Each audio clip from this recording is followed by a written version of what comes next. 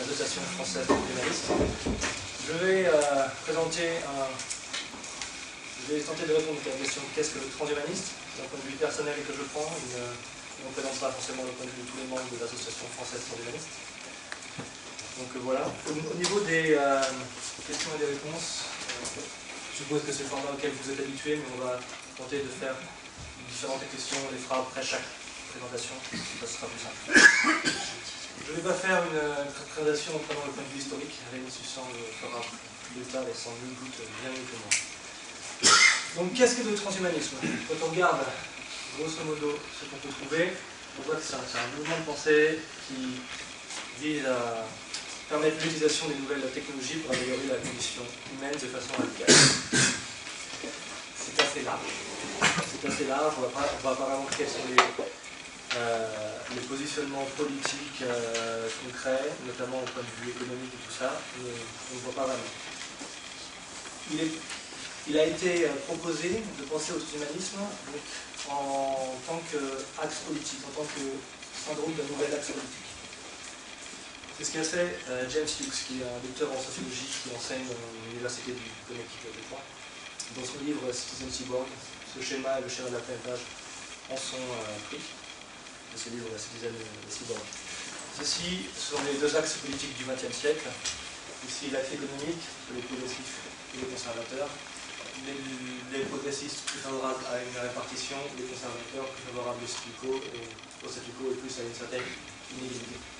Après, il y a au niveau culturel, les conservateurs et culturels, assez peu portés sur les libertés individuelles, et les progressistes culturels, assez peu portés sur le choix personnel. Après, il y a, quand on merge les deux actes, ça fait certains mouvements politiques dans lesquels on peut se retrouver ou non, c'est toujours très très simpliste. Donc, quand on est progressiste au niveau culturel et au niveau économique, on est plus social-démocrate. Quand on est conservateur et au niveau culturel et au niveau économique, c'est la droite conservatrice habituelle, la droite, etc. Monsieur Hughes propose l'ajout d'un troisième axe, l'axe de la biopolitique, donc, qui est donc la position de chaque partie par rapport aux sciences du vivant. Ainsi, en prenant cet acte, les transhumanistes seraient plus les progressistes en biopolitique et les bioludites, ceux qui refusent toute utilisation des technologies pour changer la vie, seraient plus sur l'axe vraiment bioludique. J'aime bien ce schéma parce qu'il permet notamment en fait, de montrer que même au sein du transhumanisme, il y a plusieurs façons de voir les choses. Le transhumanisme démocratique, qui est plus un transhumanisme de gauche. Et après, il y a plus l'extropianisme, le libertarien, qui est plus un transhumanisme de droite, faire confiance aux lois du marché uniquement. Et du coup, l'opposition transhumaniste serait bioludite, avec aussi différentes variations, un bioludisme de gauche et un bioludisme de droite. Le bioludisme de droite peut-être plus religieux, le bioludisme de gauche plus fondé sur des valeurs de dignité et d'égalité. Bon. Si j'aime bien ce schéma, cependant je le trouve un petit peu simpliste. Il est un petit peu simpliste parce que, en fait, qu'est-ce qu'on voit, je reviens, c'est que les transhumanismes pour lesquels on peut mettre un nom, ils sont tous en fait progressistes sur l'axe culturel. Donc du coup, ça ne permet pas vraiment de décrire plus profondément à quoi vise le transhumanisme au jour le jour. À quoi ça sert? Pourquoi est-ce qu'on adhère à une association par exemple? Donc je me dis, peut-être que c'est utile d'aller voir au niveau du pourquoi. Pourquoi est-ce qu'il y a un transhumanisme et pourquoi est-ce que juste ça existe? Pourquoi? Parce que vitesse de développement des technologies, ça devient une sorte de facilité de dire que ça s'accélère. Les progrès sont réguliers, on y voit la presse, on en voit de plus en plus. Il y a une prise de conscience progressive. Il y a 5 ans, il y a 10 ans, on paraissait comme les nazis, il y a 5 ans, on paraissait comme des gros geeks qui sortent de chez eux. Aujourd'hui, ça devient mainstream. Le Figaro a fait un dossier ce mois-ci sur l'allongement de la durée de la vie. Donc, utiliser les technologies pour allonger la durée de la vie. Pas quelque chose qu'on a pu espérer il y a quelques années.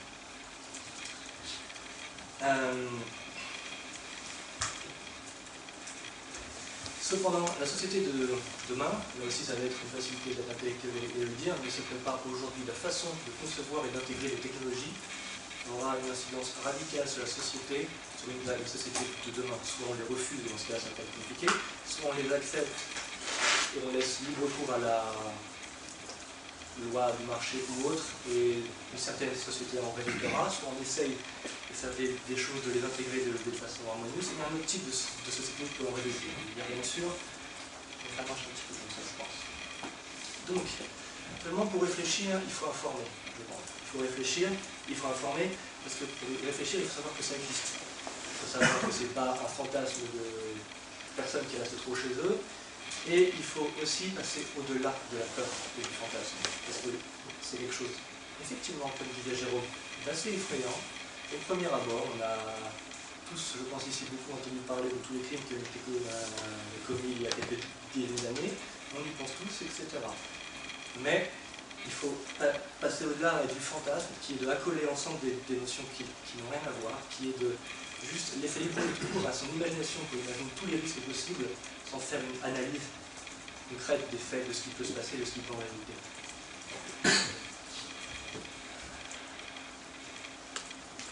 Et afin enfin d'arriver à une analyse sur les opportunités. Est-ce que tu peux parler un peu plus fort? Bien sûr, bien sûr, bien sûr. Si je reparle plus bas, n'hésitez-moi à ces temps-ci, où en est-on? Donc ça devient un petit peu plus mainstream. Cependant, on est encore au stade de la peur, il ne faut pas se leurrer. Même dans les partis progressistes, en 2010, en décembre 2010, le parti des socialistes a pris position sur la gestation pour autrui. Position de justesse, mais contre, en considérant les arguments mis en avant étaient une certaine indignité, c'est indigne du corps humain de faire ça, et une certaine comparaison à la prostitution. C'est indigne de vendre son corps, etc.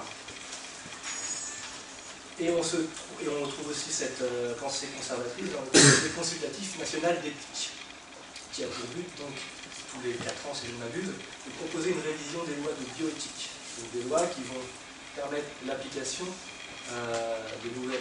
une application harmonieuse de tout ce qui est innovation et technologie dans la société. Et ces règles ne changent pas depuis plusieurs années, il y a même des demandes pour faire cesser les révisions régulières des lois de bioéthique, avec la condition que les valeurs qui sous-tendent la bioéthique sont immuables et éternelles. L'éthique. L'éthique est nécessaire. L'éthique est nécessaire pour protéger les droits des individus, pour protéger leur santé, pour s'assurer que tout le monde ait accès à l'information, ou accès au service, c'est-à-dire permettre à tout le monde d'accéder, de faire ses choix d'une façon sûre, ou en tant que société, permettre à agir pour réduire les inégalités ou quoi que ce soit. Ça pourrait être ça. Mais c'est utilisé comme un outil d'interdiction, outil uniquement d'interdiction. Elle est utilisée comme une justification d'application d'une morale à tous. Le problème n'est pas d'avoir une morale personnelle, même une morale conservatrice, c'est d'appliquer les mêmes valeurs morales à tout le monde, dans les sociétés. Ceci, pour moi, pose un problème. Surtout que ces valeurs morales se traduisent par des interdictions, non pas par une action positive de donner des choix ou de permettre l'accès à tous, mais une interdiction. Et ça se passe sur les corps des gens.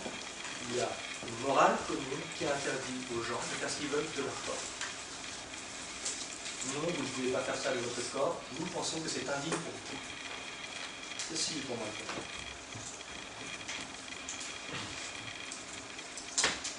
En plus, là, souvent est pris l'idée selon laquelle une interdiction permet de protéger. Une interdiction n'est pas une protection du tout. L'interdiction est son inverse, surtout quand il y a une demande. L'interdiction crée une prohibition. L'interdiction oblige à aller dans l'illégalité. Le tourisme médical en Californie pour avoir un enfant avec une mère porteuse. Au retour, l'enfant n'a pas de statut. Qui vous dit que le tourisme médical, ça va pas mal tourner, que la mère ne va pas mourir, que l'enfant ne va pas mourir. Donc ça force à aller dans l'illégalité, ça ne protège personne, sauf ceux qui ne veulent pas, qui sont contents de l'application d'une morale conservatrice, à tous, et qui de toute façon n'auraient pas utilisé ce service puisqu'ils sont personnellement contre. De plus, ça fait donc une prohibition avec les à côté que l'on connaît. pour l'instant, ça va, on va regarder l'être humain, quel sera le trafic qu'il va engendrer, quels seront les risques pour les individus. Pour faire cela, donc, hop là, non, c'est l'autre.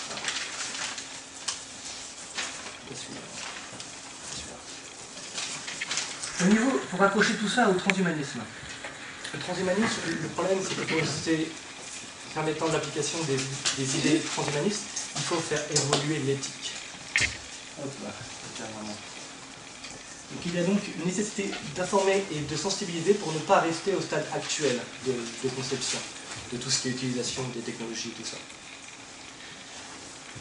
Donc le but du transhumanisme, en quelque sorte, ce serait d'informer et de sensibiliser sur cet axe. De plus.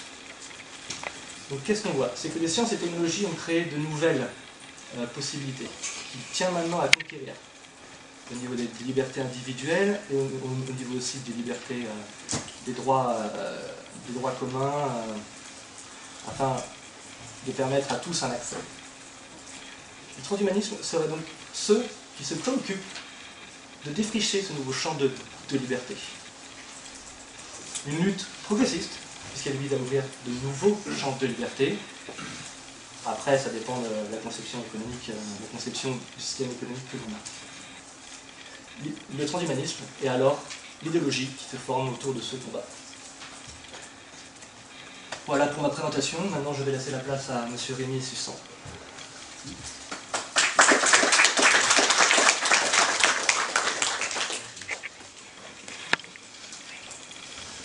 Est-ce qu'il y a une question? Voilà. Oui, une question simplement. Donc on fera un petit peu vite. Pour l'instant, il y en aura un petit peu plus de temps pour les questions suivantes. Mais une question sur cette première intervention, ça doit être possible. Oui, Madame. elle est très courte. Il faut parler un petit peu fort, simplement, je crois, pour la prise de son. Oui, elle est très courte. Vous avez dit une phrase que j'ai trouvée bizarre. Enfin, j'aimerais que vous poussiez plus loin. Vous avez dit une interdiction n'est pas protectrice quand il y a une demande.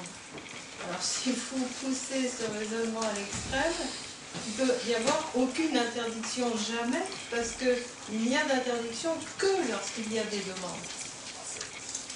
L'interdiction est toujours une réponse, si vous voulez, à des demandes. Donc, je ne vois pas où vous pouvez mettre une limite. Il y a une limite au niveau de la force de la demande. Je veux dire, on voit C'est quantitatif. c'est une certaine, c'est ce qu'apporte le produit interdit. Si on interdit à tout le monde d'avoir un criquet chez soi, on s'en moque. Si on interdit à tout le monde de prendre de la drogue, ça ne marche pas. Pourquoi? Parce qu'il y a des gens qui veulent la drogue. Si on interdit à tout le monde les technologies d'amélioration et de soi, de prolongement et de la vie, des choses fondamentales, et je pense que beaucoup trouveront très vite très important, je pense intrinsèquement que cette interdiction ne sera pas efficace et qu'elle ne sera pas du tout protection. Voilà. Alors nous donnons la parole à monsieur